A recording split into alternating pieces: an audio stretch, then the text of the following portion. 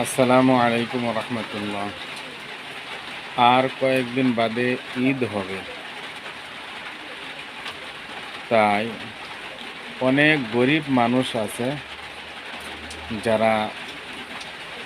যাদের ঘরে কোনো খাবার নেই, কাপড় নেই, অথচ তারা মানুষের কাছে বলে না আমাকে সহায় করো।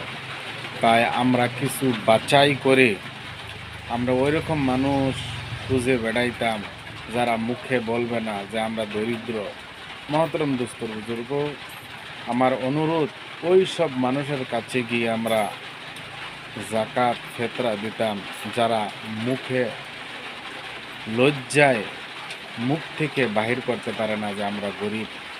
তাদের ঘরে কোনো খাবার নেই, কাপড় নেই, ছোটো ছোটো বাচ্চার কাছে কোনো পয়সা নেই।